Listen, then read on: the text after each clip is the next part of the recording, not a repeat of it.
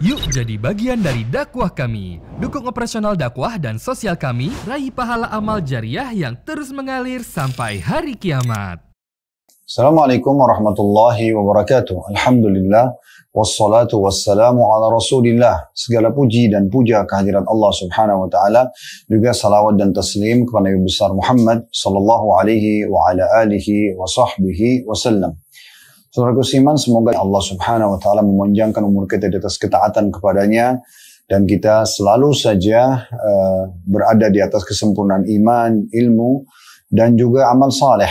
Serta semoga seluruh amal-amal saleh yang pernah kita kerjakan, yang sedang kita kerjakan, yang akan kita kerjakan sampai menjelang ajal datang nanti diterima dengan pahala yang sempurna. Dan semoga seluruh dosa-dosa, sengaja atau tidak sengaja, kejadian besar yang pernah kita lakukan, dimaafkan oleh Allah subhanahu wa ta'ala. Demikian juga kedua orang tua kita, bahkan seluruh muslimin dan muslimat, mu'minin dan mu'minat, dan juga yang hidup yang juga sudah meninggal. Dan semoga Allah selalu menjaga persatuan, kesatuan, dan kemerdekaan negara kita, keamanannya, kemakmurannya. Dan Allah memberikan petunjuk para pemimpin menjalankan tugas dan amanah dengan baik, serta juga menjadikan kita masyarakat yang selalu bergotong royong dengan pemerintah dalam hal-hal yang tidak bau maksiat kepada Allah, agar negara kita selalu menjadi negara yang maju, makmur, dan juga menjadi contoh bagi negara-negara yang lain. Serta juga semoga Allah menolong saudara kita di Palestina yang sedang tertindas. Semoga Allah menangkan mereka, Allah ikhlaskan dari mereka, Allah berikan kepada mereka kemerdekaan sebagaimana Allah berikan kepada kita tentunya. Dan kita juga berharap agar Allah subhanahu wa ta'ala memberikan kemerdekaan dan juga keamanan bagi semua muslim yang sedang tertindas di muka bumi ini, yang sedang tertindas di wilayah Irak, di Syria, di Yaman, dan berbagai wilayah yang lainnya. Dan semoga Allah menyatukan kita semua di surga Firdausnya tanpa hisab, mana disatukan dalam majelis ilmu yang mulia ini. Allahumma amin. Baik, alhamdulillah kita akan melanjutkan bahasan bedah buku Sahih Targhib Tarhib, dan kita masih di jilid 3 dan masih di kitab haji tentunya ya.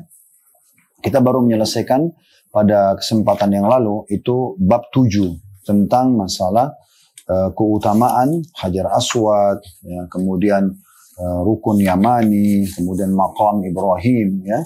Itu cukup banyak hadis yang kita bahas. Kurang lebih dari hadis nomor 1139 sampai 1147, dan sudah panjang lebar kita jelaskan bagaimana batu-batu ini adalah batu-batu yang mulia, dan kita dianjurkan untuk mengusap ya kayak Hajar Aswad dan menciumnya, serta juga digambarkan bagaimana Maqam Ibrahim dan juga Rukun Yamani adalah dua bebatuan yakut dari surga ya. Dan kalau saja Allah tidak memadamkan cahaya keduanya, maka tentu keduanya dapat menyinari belahan timur dan juga barat muka bumi ini. Dan tentunya teman-teman sekalian, di sini berarti memang memiliki kemuliaan karena Allah memuliakannya. Dan kita tidak perlu berlebihan dalam memuliakan tentunya, tapi sebatas yang dibolehkan secara syar'i. Karena Hajar Aswad kita mengusap, ya, mencium, ataupun kita memberikan isyarat tangan pada saat kita memulai tawaf. Tentu juga kita boleh istilam atau mengusap Rukun Yamani. Namun kalau Maqam Ibrahim itu tidak disebutkan tentang masalah mengusapnya, tetapi diberikan gambaran kalau dia juga termasuk ya bebatuan yakut dari surga.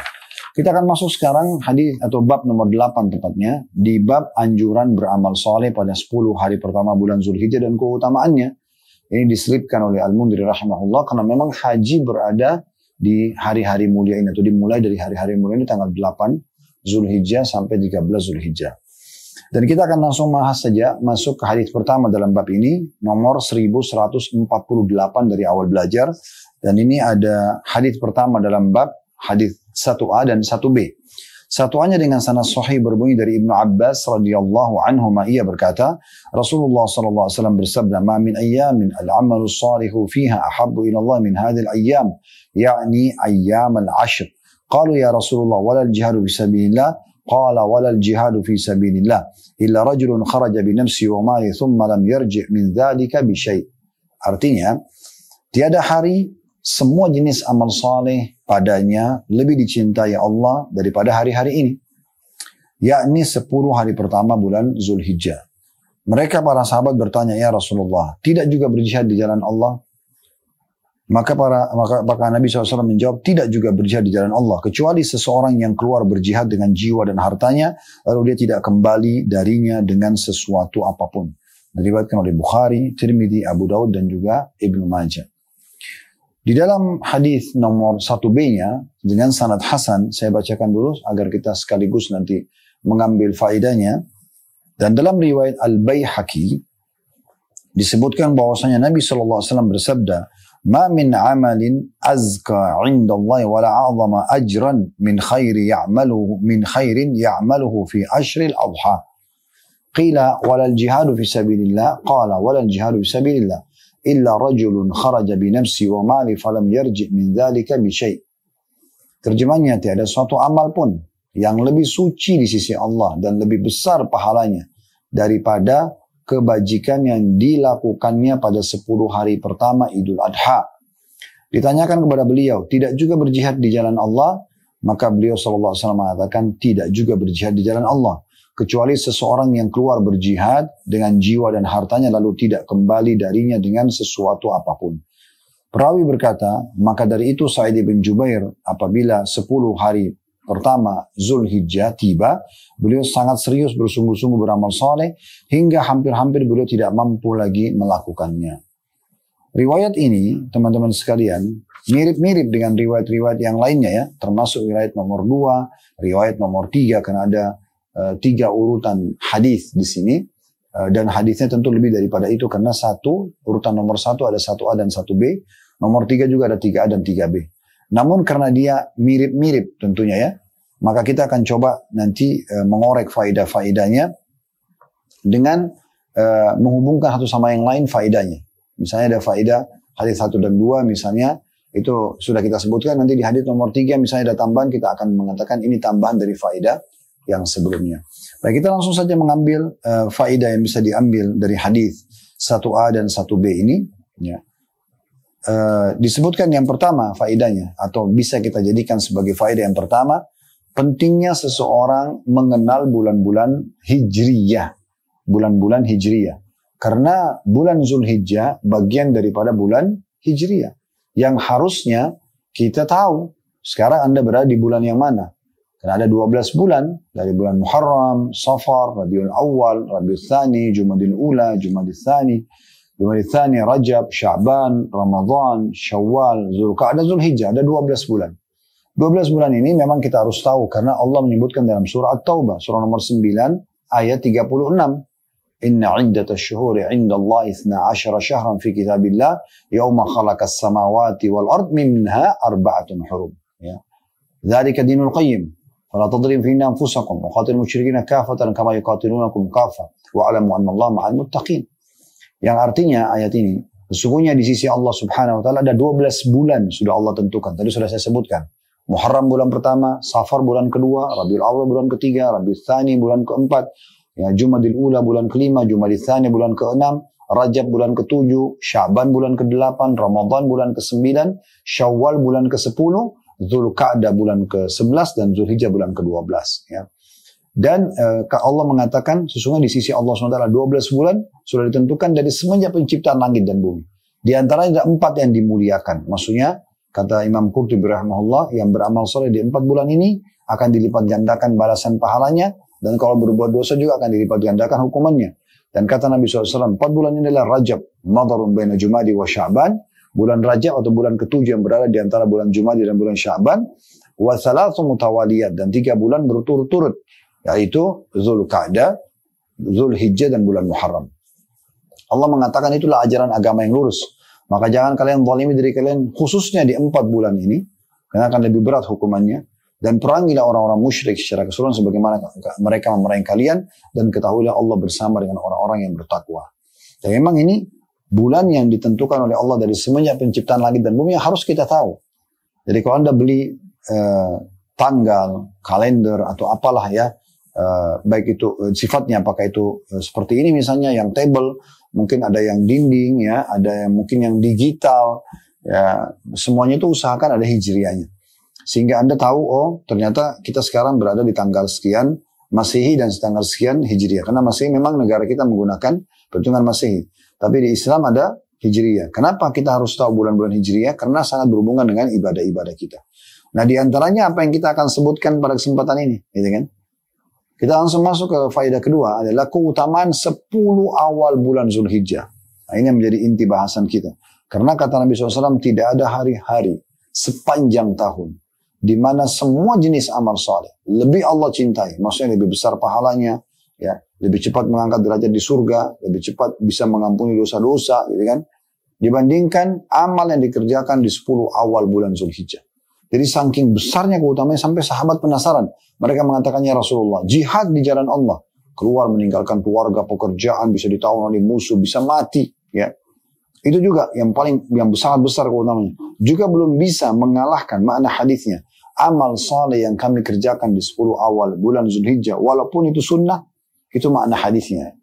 Maka kata Nabi SAW, ya, jihad pun belum bisa mengalahkan semua jenis amal saleh yang dikerjakan di 10 awal bulan Zulhijjah, kecuali ada satu yang bisa menyamainya atau mengalahkannya, yaitu seseorang yang keluar berperang, membawa seluruh hartanya, membawa juga jiwanya. Dia ikut berperang, harta juga semua dibawa, diinfakkan di jalan Allah. Kemudian dia tidak membawa pulang keduanya. Maksudnya dia mati syahid, hartanya juga habis semua diinfakkan di medan perang. Baru bisa menyamai semua jenis amal salih walaupun sunnah yang dikerjakan di 10 awal bulan Zulhijjah. Jadi kayak misalnya mengucapkan subhanallah aja sekali. Pas 10 awal bulan Zulhijjah itu lebih besar pahalanya daripada jihad di jalan Allah Subhanahu wa taala. Itu luar biasa, ya. Oleh karena itu penting sekali kita untuk mengetahui bulan-bulan Zulhijjah ini, atau bulan-bulan Hijriah maksud saya. Di antaranya bulan Zulhijjah, sehingga kita tahu kita bisa mengejar keutamaan seperti ini. Kalau Anda mengatakan itu kan bulan Zulhijjah, Ustaz, terus apa gunanya kita menghafal semua bulan-bulan yang lain? Pertama tadi surat Taubah ayat 36, surah nomor 9 ayat 36, Allah menyebutkan memang bulan itu yang Allah tentukan sebagai perhitungan untuk orang-orang beriman. Kemudian yang kedua, kita punya puasa Ayyamul Bid, puasa sunnah, 3 hari dalam 1 bulan, ya. Itu yang paling afdal Anda puasa tanggal 13, 14, 15 dari bulan Hijriah. Sekarang kalau Anda tidak tahu Anda sedang berada di tanggal berapa Hijriah, dari mana Anda tahu Anda sedang, atau Anda mau mengejar keutamaan puasa 3 hari setiap bulan ini, yang kata Nabi SAW, puasa 3 hari setiap bulannya, pahalanya sama dengan puasa setahun penuh. Itu kan harus tahu bulan Hijriah, gitu kan. Begitu juga dengan Ramadan, bagian daripada bulan Hijriah, ya. Itu yang harus Anda ketahui. Karena kita puasa wajib di situ kan. Karena kata Nabi SAW, sumur ru'yati wa aftur ru'yati. Ya, puasalah kalian dengan melihat bulan itu. Awal masuk Ramadan, dari Sya'ban pindah ke Ramadan. Dan berbuka puasa, namun saya lebaran Idul Fitri dengan juga melihat bulan gitu ya. Dan banyak sekali yang kita bisa tarik hikmah-hikmah daripada mengetahui bulan-bulan Hijriah ini. Di hadis kedua, ya, ada penekanan tentang amal itu. Ya. Karena di sini hadis pertama, ma min ayyamin al-amalus salihu fiha. Tidak ada hari-hari di mana sepanjang tahun di mana amal-amal saleh, ya, di dalamnya, gitu kan? Kalau hadis itu 1A, 1B-nya, ma min amalin azqa indallahi wala a'zama ajran. Tidak ada, ya, amal yang paling suci dan yang paling besar pahalanya dibandingkan amal-amal ya'maluhu fi ashril adha. Dibandingkan amal yang dikerjakan seorang di 10 awal pertama hari Idul Adha. Idul Adha 10 Zulhijjah. Berarti mulai tanggal 1 sampai tanggal 10. Ini hari-hari yang paling luar biasa. Berarti rincian dari apa yang kami sampaikan tadi, ya. Kalau semua amal saleh itu betul-betul memang paling suci, paling cepat mengangkat derajat di surga, paling dicintai oleh Allah, paling besar pahalanya. Nah itulah semua amal yang dikerjakan di 10 awal bulan Zulhijjah, bahkan bisa mengalahkan pahala jihad. Baik, kita masuk hadis kedua, teman-teman sekalian, di bab ini dengan sanad sahih urutan 1149 dari awal belajar berbunyi dari Abdullah yakni Ibnu Mas'ud radhiyallahu anhu, dia berkata Rasulullah sallallahu alaihi wasallam bersabda, "Ma min ayyamin al-'amalu shalihu fiha afdalu min al-ayyamil 'ashr." Qila walal jihadu bisabilillah, qala walal jihadu bisabilillah illa man uthira jawaduhu wa uhriqa damuhu. Tiada hari-hari yang amal saleh di dalamnya lebih utama daripada 10 hari pertama. Ditanyakan kepada beliau, tidak juga jihad di jalan Allah? Beliau mengatakan tidak juga jihad di jalan Allah. Dalam kurung kecuali orang yang kudanya jatuh dan tertumpahkan darahnya. Diriwayatkan Tabarani dengan sanad yang sahih. Riwayat ini teman-teman sekalian memberikan gambaran kepada kita tambahan ya di situ. Bahwasanya ada penekanan lagi mirip dengan riwayat 1A tadi, amal-amal saleh semua yang dikerjakan di 10 awal bulan Zulhijjah lebih afdal daripada yang lainnya.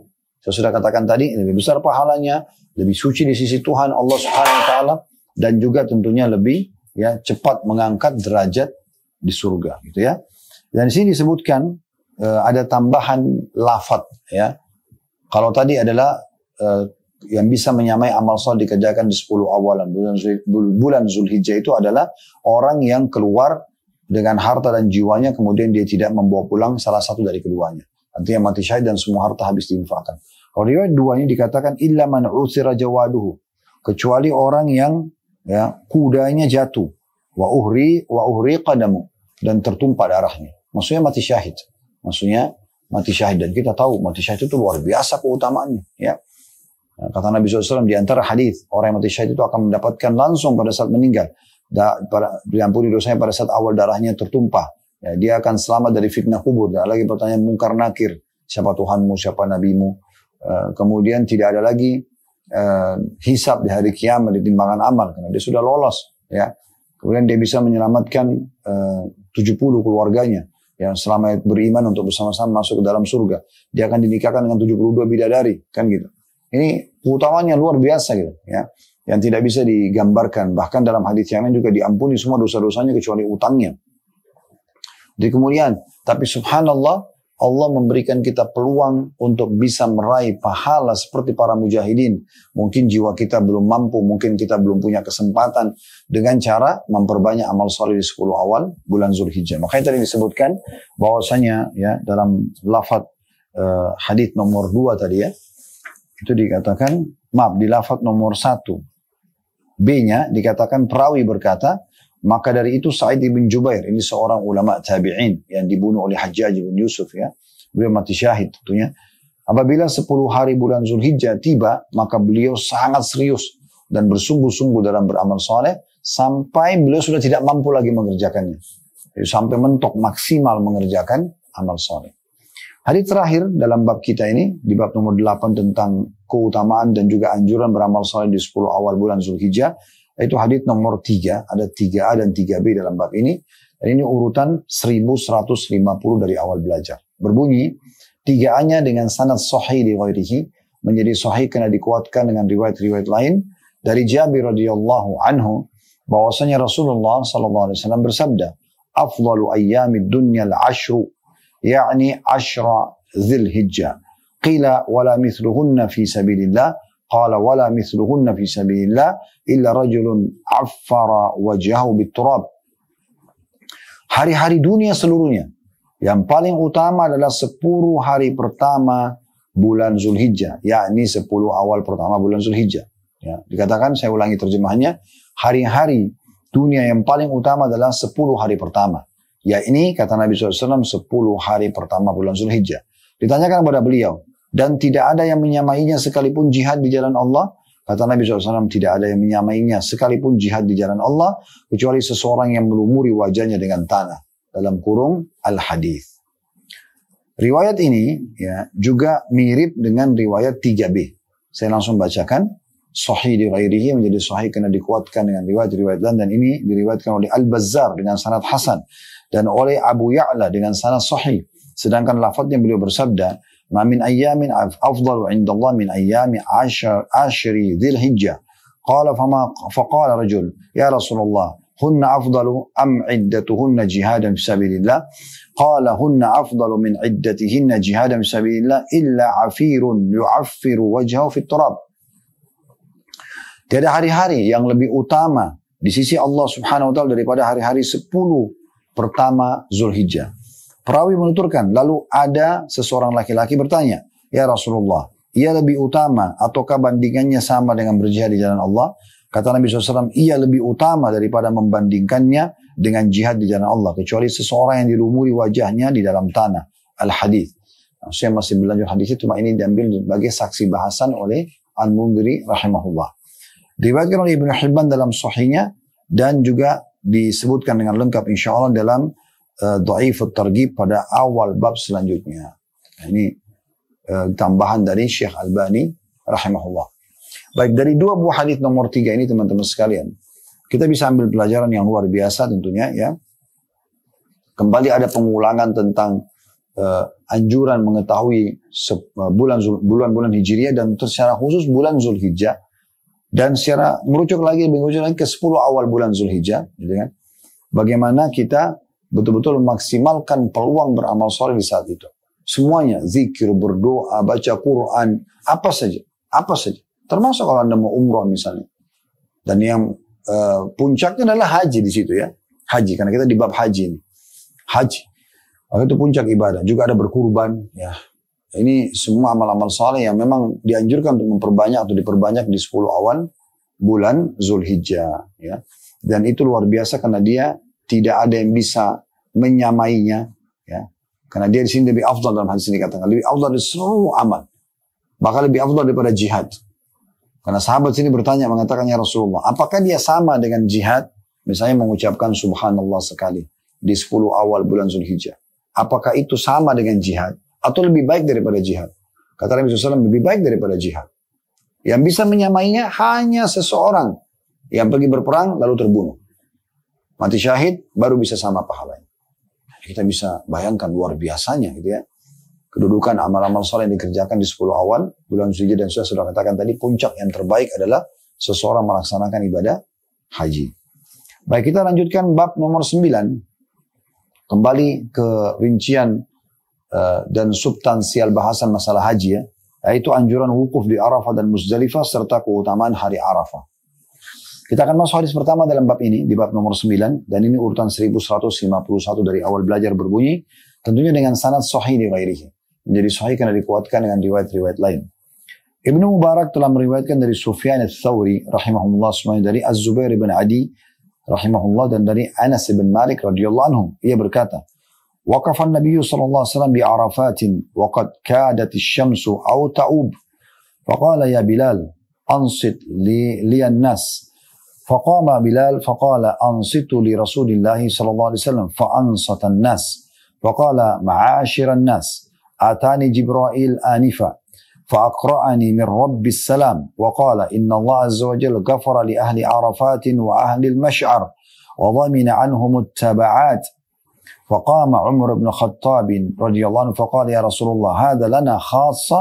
قال هذا لكم ولمن أتى من بعدكم إلى يوم القيامة. فقال عمر بن الخطاب رضي الله عنه كثر خير الله وطاب. Terjemahannya, kata Anas bin Malik radhiyallahu anhu, Nabi SAW suatu hari pernah wukuf di Arafah di musim haji sedangkan matahari hampir terbenam. Karena kalau sudah terbenam matahari, saatnya meninggalkan lokasi Arafah.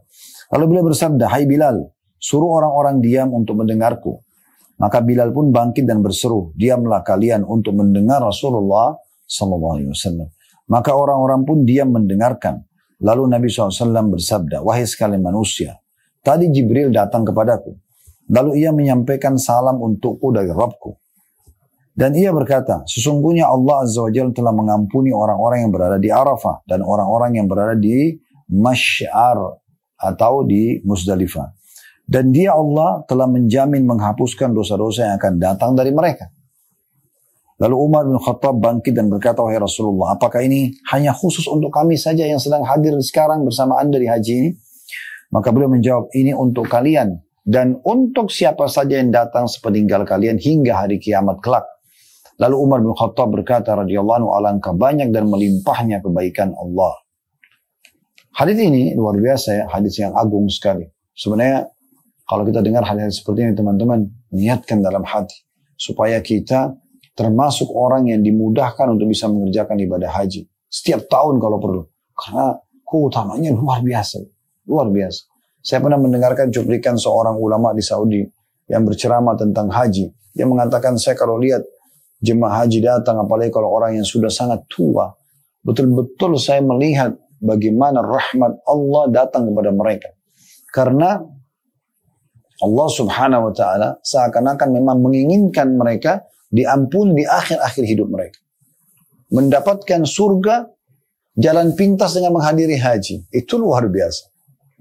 Mungkin sudah sekian tahun mereka berbuat dosa. Tapi Allah SWT datangkan mereka, mudahkan buat mereka. Ada harta, ada kesempatan, ada energi. Ya. Kemudian mereka pergi sana. Dan Allah kabulkan haji-haji mereka. Itu luar biasa. Dan subhanallah, haji itu 6 hari ya.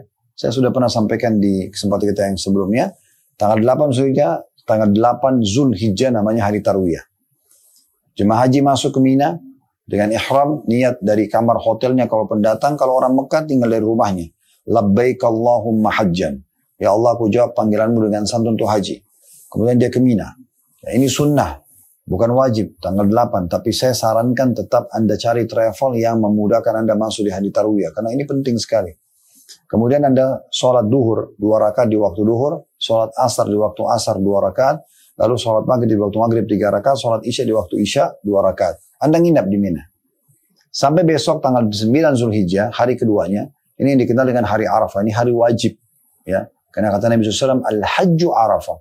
Haji itu Arafah. Hadir di Arafah berarti sudah haji. Kalau belum hadir di Arafah berarti tidak haji. Gitu. Nah ini Anda tinggal dari mulai menjelang duhur, sholat duhur dan asar di jamak qasar takdim, di jamak duhur dan asar, dipangkas 2 rakaat, ditakdim di waktu duhur. Lalu Anda memperbanyak zikir, doa, segala macam sampai terbenam matahari. Terutama habis asar sampai terbenam matahari. Tentu Anda boleh makan, Anda boleh minum, tapi ingat, maksimalkan ibadah di saat itu. Kemudian malamnya tanggal 9 Anda menuju ke Muzdalifah. Di sini istirahat. Nabi SAW istirahat di Muzdalifah. Nah ini tadi yang dikatakan dengan wilayah masy'ar. Kemudian setelah itu, menjelang subuh atau habis sholat subuh, Anda menuju ke Jumrah, Aqabah. Melontar di tanggal 10-nya, di hari ketiga. Ini hari raya Idul Adha. Jumrah, kemudian Anda juga ya kurban, ya, hadyu, nyembelih hewan, dan ya Anda tawaf ifadah. Tentu di sini hadyu ini bagi orang yang haji tamattu dan qiran. Ada 2 jenis haji ya. Kalau Anda hajinya ifrat, hanya haji aja tanpa diikuti dengan umrah, maka Anda tidak ada hadyu di situ. Oke, kemudian Anda tawaf ifadah. Kalau Anda sudah kerjakan ketiga hal ini, Anda boleh tahallul, cukur rambut, dan sudah halal semuanya termasuk hubungan suami istri. Tinggal pakai baju biasa, lalu Anda di tanggal 10 itu pergi ke Mina, nginap. Ya, sholat duhur di waktu duhur 2 rakaat, asar di waktu asar 2 rakaat, maghrib di waktu maghrib 3 rakaat, isya di waktu isya 2 rakaat. Nginap. Tanggal 11, 12, 13, 3 hari terakhir, ya, itu Anda nginap di Mina dan jumrah. Jumrah ini melontar kecil, sedang, besar. Atau sugura, wusta, dan kubra atau aqabah. Begitu juga tanggal 11, tanggal 12, dan tanggal 13. Tanggal 13 sunnah. 11 sama 12 wajib. Ya. Saya tetap sarankan Anda lengkapkan sampai tanggal 13. Inilah haji. Intinya kita korbankan 6 hari. Ini dari waktu kita untuk ibadah kepada Allah. Dan mengerucutnya, puncaknya luar biasa itu di tanggal 9, di hari Arafah. Hari Arafah ini hari yang luar biasa. Cuma berapa jam Anda korbankan untuk Allah SWT. Kalau perlu bayar dengan seluruh harta yang kita miliki di muka bumi untuk menghadiri Arafah. Luar biasa. Ya. Perhatikan bagaimana keutamaannya. Di sini dikatakan, ya, bahwasanya kita ambil pelajaran dulu. Pelajaran yang pertama, kedudukan Anas bin Malik radhiyallahu anhu, di mana beliau menceritakan kepada kita kronologis tersebutkannya hadis ini. Kemudian yang kedua, ya, ini tentang keutamaan Bilal radhiyallahu anhu. Karena Bilal ini selain muadzin Nabi, Nabi juga percayakan untuk mengumpulkan orang-orang. Makanya Nabi SAW pada saat sudah mau terbenam matahari di hari Arafah, beliau mengatakan, "Hai Bilal, buatlah orang-orang fokus untuk mendengarku." Maka Bilal pun mengangkat suara sambil mengatakan, "Dengarkanlah Rasulullah sallallahu alaihi wasallam." Maka orang pun mendengarkan. Ini berarti menandakan semua orang kumpul, Bilal panen pahalanya. Apapun yang Nabi sampaikan dan akhirnya mereka faham dan mereka amalkan, termasuk kita hari ini mempelajari hadis ini, Bilal dapat pahalanya karena beliau terlibat dalam memanggil orang-orang. Pelajaran yang ketiga yang bisa diambil adalah tentang pentingnya seseorang muslim mendengar dan patuh kepada Allah dan Rasulnya. Diambil dari potongan sabda Nabi SAW, ya, "Ansit lian nas," buatlah orang-orang mendengarku. Walaupun ini perintah seakan-akan di saat itu, tapi memang kita dianjurkan untuk ati'ullah wa ati'ur rasul, kata Allah dalam Al-Quran. Taatilah Allah dan taatilah Rasul. Gitu kan. Kemudian yang keempat, pelajaran yang bisa diambil adalah kedudukan orang yang, atau adanya malaikat Jibril yang membawa wahyu kepada Nabi SAW. Dan ini memang tugas beliau alaihissalam untuk menyampaikan wahyu kepada para nabi-nabi. Ya. Yang kelima, yang bisa diambil adalah adanya salam dari Allah Subhanahu Wa Taala untuk Nabi Muhammad SAW. Ya, jadi sampaikan salam, dan ini bagian daripada yang dibolehkan. Kita bisa mengatakan titip salam ya buat si fulan misalnya, itu dibolehkan. Ya, Allah SWT mengirim salam kepada Nabi SAW. Beliau mengatakan tadi Jibril datang kepadaku dan mengirimkan salam, sampaikan salam dari Tuhanku. Kemudian selanjutnya, yang ketujuh kalau tidak salah ya, mudah-mudahan saya tidak keliru, yang ketujuh adalah kedudukan ahli Arafah. Yang hadir di Arafah sama juga Muzdalifah. Karena orang yang hadir di dua tempat ini diampuni oleh Allah Subhanahu wa taala. Dikatakan sini Allah telah menjamin menghapus dosa-dosa mereka. Selanjutnya yang kedelapan faedah yang bisa diambil adalah kedudukan Umar bin Khattab radhiyallahu anhu. Jadi saking cerdasnya Umar, beliau penasaran ingin tahu ini berita baru masih fresh. Allah langsung kirim salam kepada nabinya. Jibril menemui Nabi Muhammad SAW di tempat itu. Nabi Muhammad SAW sampaikan langsung di waktu itu, tidak ditunda. Maka dipastikan ini kalian hadir di Arafah sekarang diampuni dosa kalian ini. Sama dengan sebentar ke Muzdalifah juga. Maka Umar bin Khattab mengatakannya Rasulullah, ini khusus buat kami saja yang sekarang hadir haji bersama Anda. Ini pertanyaan penting sekali ya. Kalau Umar tidak tanya, kita tidak tahu. Subhanallah, tapi Umar tanya dengan izin Allah SWT. Maka Nabi SAW bukan. Untuk siapapun yang datang setelah kalian sampai hari kiamat nanti. Tetap semuanya akan mendapatkan yang sama. Semua orang yang hadir di Arafah dan Muzdalifah akan diampuni dosa-dosanya. Ini luar biasa. Makanya Umar bin Khattab mengatakan sungguh telah melimpah ya karunia Allah Subhanahu wa taala dan kebaikannya. Bagaimana luar biasa ya. Allah Subhanahu wa taala memaafkan dengan hadir di Arafah hanya berapa jam dari sebelum zuhur sampai maghrib. Kemudian diampuni dosa-dosanya. Makanya saya sarankan teman-teman yang sedang haji jangan sibuk saja di sini tidur, makan, bukan tidak boleh tapi jangan sia-siakan hari Arafah. Dan di hari Arafah yang paling afdal adalah doa. Walaupun Anda mau baca Quran atau Anda mau baca tetap lebih afdal adalah doa. Perbanyak doa di saat itu. Anda tinggal mulai dengan Alhamdulillah wassalatu wassalamu ala Rasulillah, kemudian Anda masuk ke dalam doa Anda. Hadis kedua dalam bab ini tentang keutamaan Arafah dan Muzdalifah dengan sanad sahih urutan 1152 dari awal belajar berbunyi dari Abu Hurairah radhiyallahu anhu dari Rasulullah sallallahu alaihi wasallam beliau bersabda innallaha yubahi bi ahli Arafatin ahlas sama' fayaqulu lahum unzuru ila ibadi ja'uni syu'than ghubra. Sesungguhnya Allah ya, membangga-banggakan orang-orang yang wukuf di Arafah di hadapan para malaikat atau penghuni langit. Di mana Allah berfirman kepada mereka, lihatlah hamba-hambaku. Mereka datang kepadaku dengan rambut kusut lagi penuh dengan debu. Diriwayatkan oleh Ahmad dan Ibnu Hibban dalam sahihnya, juga oleh Al-Hakim, dan dia berkata sahih berdasarkan syarat Bukhari dan juga Muslim. Dalam riwayat nomor 3, mirip dengan ini maka saya bacakan sekaligus tentunya ya. Dengan hadis sanadnya Hasan Sahih urutan 1153 dari awal belajar berbunyi dari Abdullah bin Amr bin As radhiyallahu anhuma, karena Abdullah sahabat, Amr bin As sahabat juga, kita mengatakan radhiyallahu anhuma. Anhuma maksudnya dua orang ya. Bahwasanya Rasulullah SAW bersabda, Inna Allah Azza wa Jalla yubahi malaikata wa ashiyata arafata bi ahli Arafah fayaqul unzuru ila ibadi syu'san gubra. Sungguhnya Allah Azza wa Jalla membangga-banggakan orang yang wukuf di Arafah di kala senja Arafah di hadapan para malaikatnya, di mana Allah berfirman, lihatlah hamba-hambaku berambut kusut lagi berdebu. Diriwayatkan oleh Ahmad dan juga Tabarani dalam Mu'jamul Kabir dan Mu'jamul Shaghir, dan sanad Imam Ahmad la ba'sa bihi atau bisa diterima. Riwayat ini teman-teman sekalian riwayat yang luar biasa, memberikan kepada kita gambaran tentang kedudukan orang yang hadir di Arafah. Yaitu kita ambil satu faedah di sini dari dua buah hadis ini, bagaimana Allah Azza wa Jalla membanggakan, menyebutkan nama-nama mereka di depan para malaikat. Lihat hamba-hambaku itu. Padahal sebenarnya bisa saja yang hadir di Arafah itu mungkin sebelum hadir di Arafah mereka kurang ibadahnya. Ya. Para malaikat justru mulia karena mereka sepanjang diciptakan hidup, maka mereka beribadah kepada Allah Subhanahu wa taala.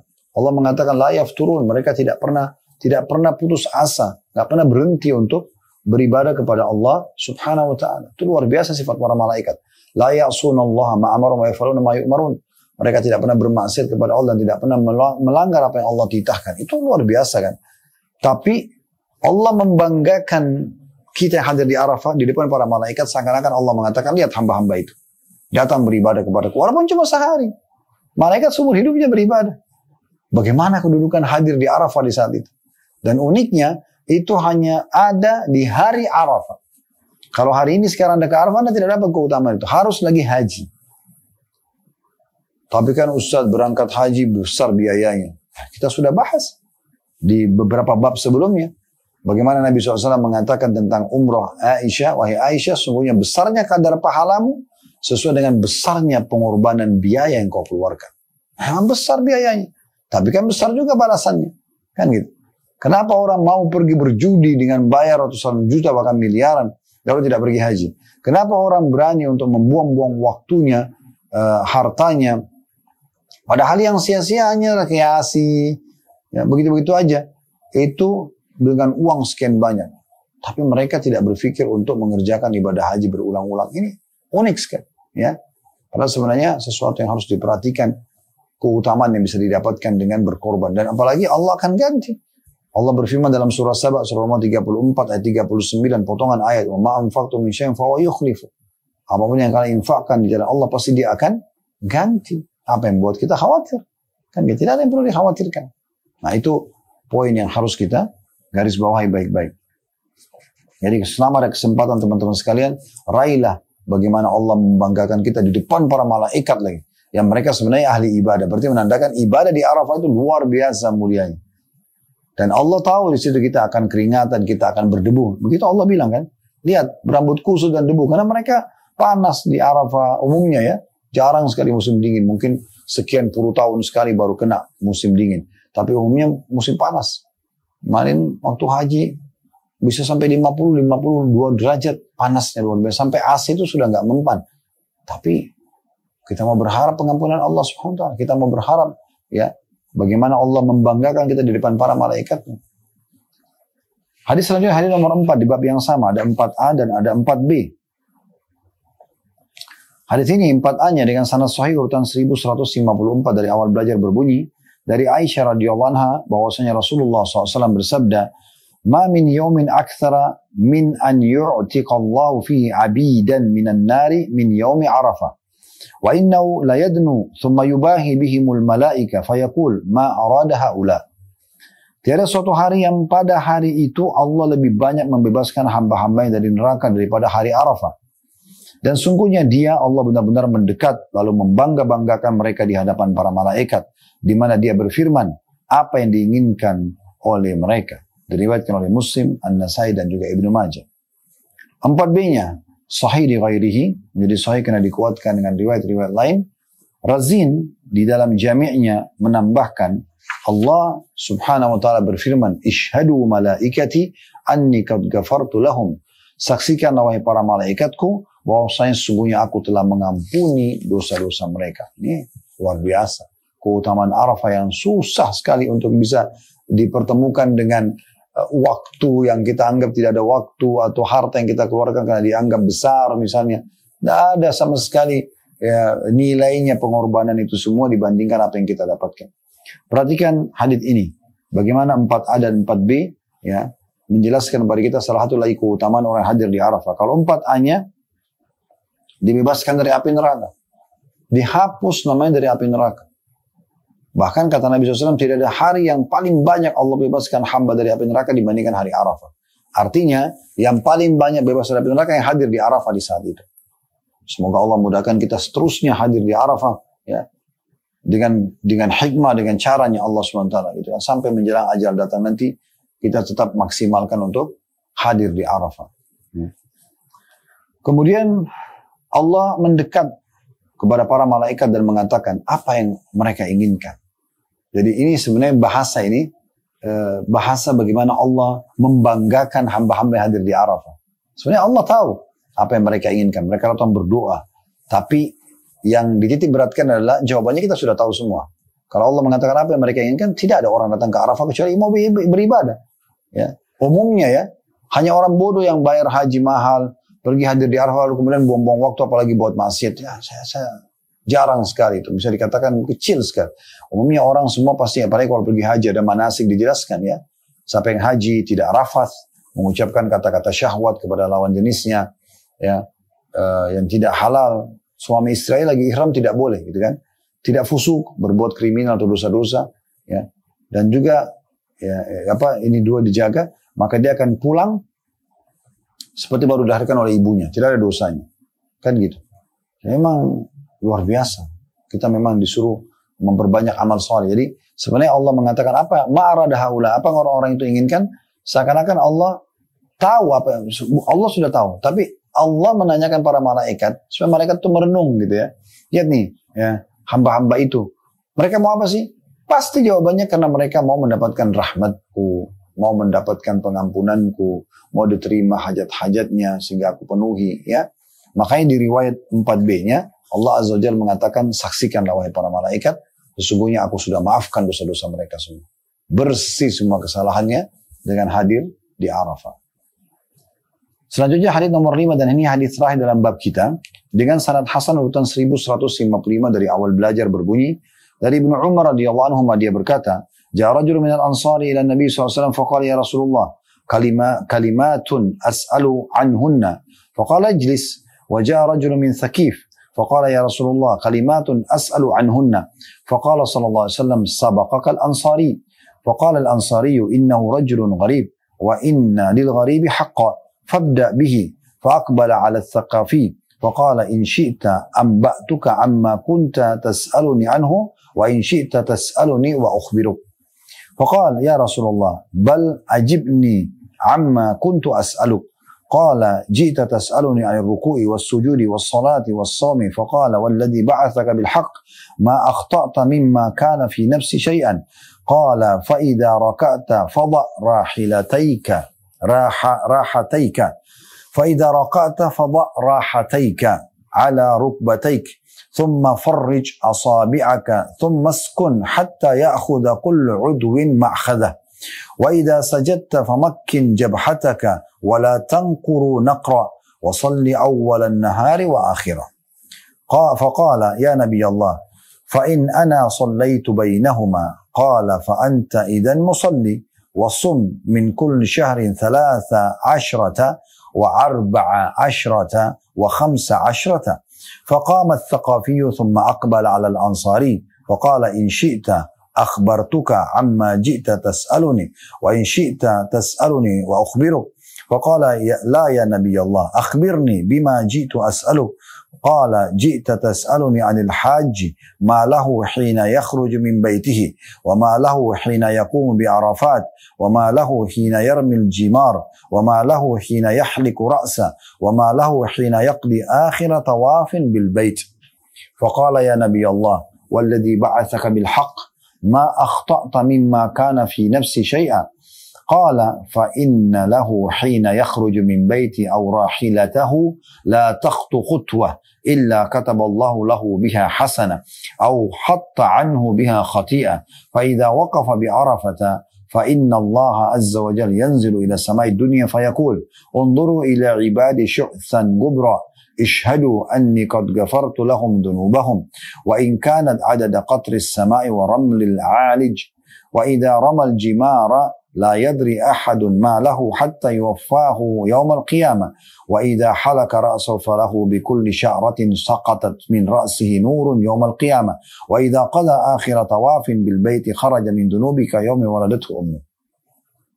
Hadis yang panjang lebar tadi saya sengaja bacakan dulu bahasa Arabnya karena memang kita sedang bedah buku ya, sehingga saya tidak memotong-motongnya biar sesuai dengan urutan buku. Setelah bahasa Arab baru kita baca terjemahannya. Terjemahannya kata Ibnu Umar radhiyallahu anhuma.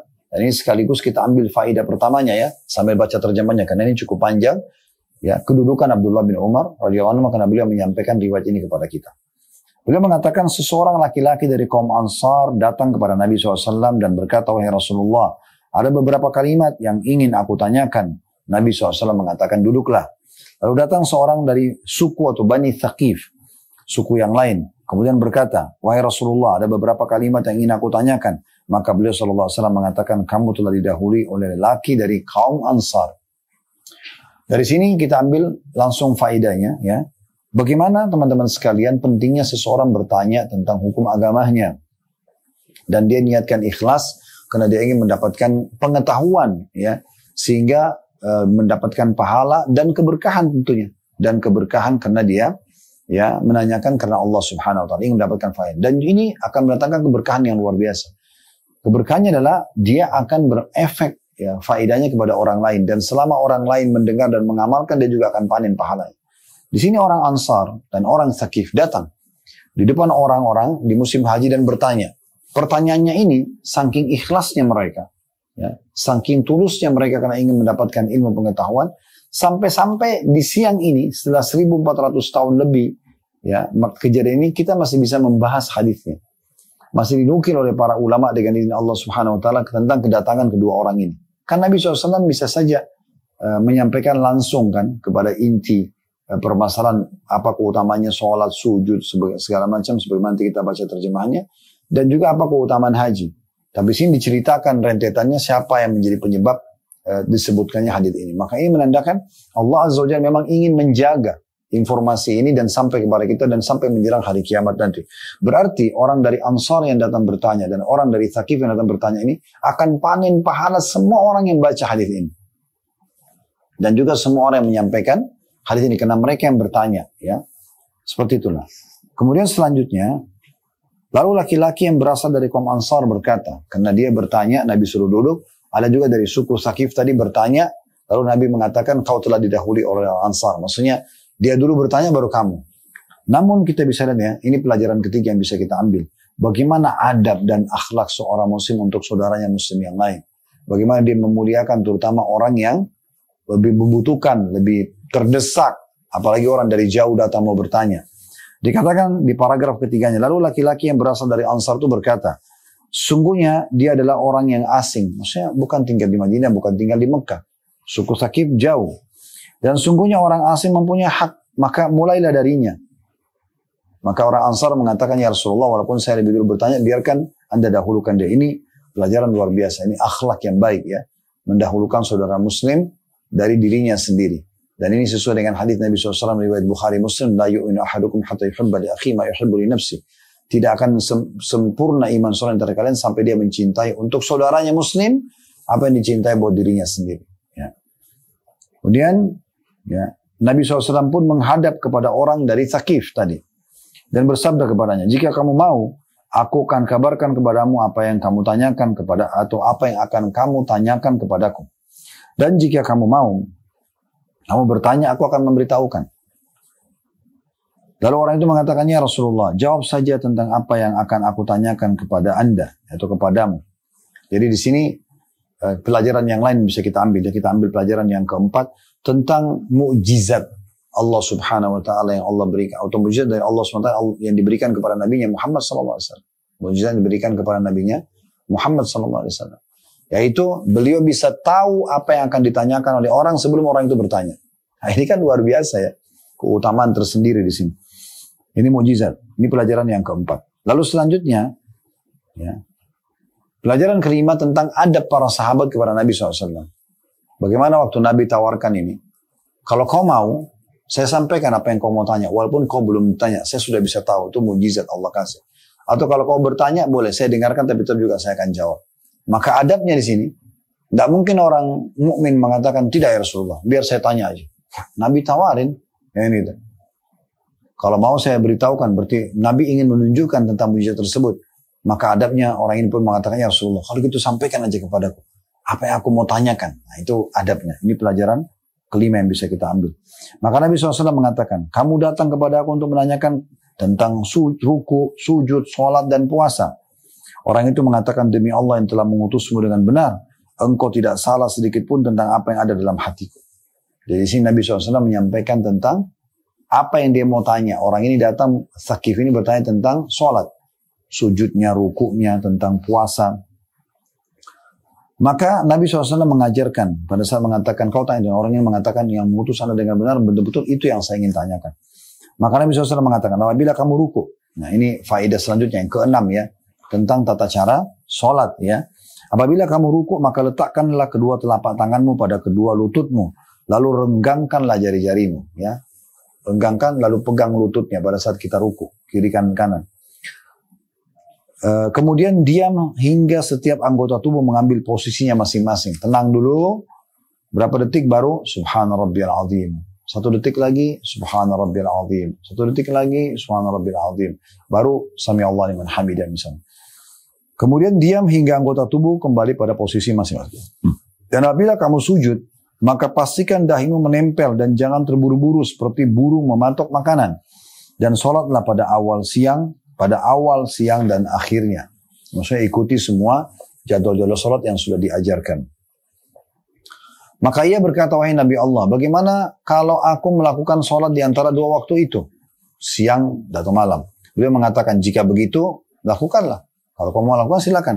Dan puasalah pada setiap tanggal 13, 14, dan 15. Maksudnya puasa Ayyamul Bid. Ya. Karena orang ini memang kebetulan mau nanya tentang puasa 3 hari dalam setiap bulannya. Makanya Nabi SAW bukan bahas tentang Ramadan, bukan bahas Senin Kamis. Karena memang Nabi tahu orang ini mau bertanya tentang puasa Ayyamul Bid. Lalu sakit itu pun beranjak. Ya. Lalu kemudian Nabi SAW menghadap kepada orang Ansar. Yang tadi pertanyaan pertama. Lalu beliau bersabda, jika kamu mau aku akan kabarkan kepadamu tentang kedatanganmu bertanya kepadaku. Dan jika kamu mau kamu langsung bertanya kepadaku dan aku akan memberitahukan. Maka orang itu dengan senang mengatakan, tidak wahai Nabi Allah. Kabarkan kepadaku tentang masuk kedatanganku bertanya kepada anda. Gitu kan. Ini sama dengan tadi ya. Faedah sebelumnya. Bagaimana Nabi SAW menawarkan kepada dia. Saya ada mujizat loh. Saya bisa tahu apa yang kau mau tanya. Dari Allah, bukan dari saya. Kalau kau mau, saya sampaikan. Tapi kalau kau mau bertanya, tanpa harus saya jelaskan, silakan. Tetap juga saya akan jawab. Maka adabnya juga di sini. Orang Ansar mengatakan, ya Rasulullah, tolong sampaikan kepada saya. Saya ingin tahu ini mujizat. Sebagaimana tadi orang Thaqif, ya, ditahu oleh Nabi SAW apa yang akan dia tanyakan. Maka beliau bersabda, ini jadi saksi bahasan kita kena di kitab haji ya.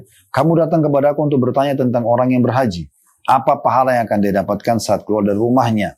Apa yang dia dapat ketika wukuf di Arafah, berdiri wukuf di Arafah? Apa yang dia dapat ketika melontar jumrah?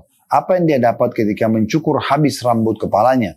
Dan apa yang dia dapat ketika menunaikan akhir tawaf di Baitullah atau tawaf ifadah?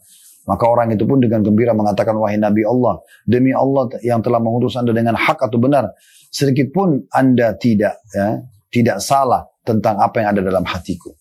Nah, ini sama tadi ya, berarti terbukti mukjizat Nabi Muhammad SAW. Lalu Nabi SAW mengatakan, sesungguhnya ya orang yang keluar haji akan memperoleh di saat ia keluar dari rumahnya bahwa tidaklah binatang tunggangannya melangkahkan kaki satu langkah, melainkan karenanya Allah mencatat untuknya satu kebaikan. Dan dengannya dia Allah menghapuskan satu dosa darinya. Semua orang yang mau haji, mau umrah, ini sudah kita jelaskan juga di bab sebelumnya, riwayat yang seperti ini mirip ya. Tapi mungkin lebih panjang sedikit dari ini. Sudah pernah kita bahas di beberapa bab yang lalu. Ternyata kalau orang keluar umroh haji, mulai anda pergi daftar di travel, mulai anda ke bandara, naik pesawat, roda mobil, kendaraan anda. Kalau di masa sekarang roda kendaraan ya. Anda naik motor, naik mobil, atau naik pesawat, baling-balingnya. Intinya semua perjalanan kita untuk tiba melaksanakan haji dan umroh, semua langkah kaki kita dan hewan tunggangan kita akan dicatat satu pahala, dihapus satu dosa. Dan gitu. Ini keutamaan yang bisa kita tambahkan. Yang keenam atau yang ketujuh tadi ya, kurang lebih, mohon maaf kalau saya lupa. Ini keutamaan haji ya, yang pertama yang bisa didapatkan, dan ini faedah ke-6 atau 7 dari awal kita belajar. Anggaplah yang ke-7 ya. Baik, yaitu semua langkah kaki kita dan tunggangan kita akan dicatat satu pahala, dihapus satu dosa. Kemudian kita lanjutkan keutamaan yang ke-8 ya. Di sini dikatakan, dan apabila ia si jemaah haji melaksanakan wukuf di Arafah, maka Allah Azza wa Jal turun ke langit dunia lalu berfirman, dia adalah hamba-hambaku berambut kusut lalu berdebu ya, atau lagi berdebu. Saksikanlah bahwasanya aku telah mengampuni dosa-dosa mereka sekalipun sebanyak jumlah curah hujan dari langit dan seperti pasir yang menggunung dan dan seperti pasir yang menggunung. Ini faedah yang ke-8. Bahwasanya orang yang hadir di Arafah diampuni semua dosanya.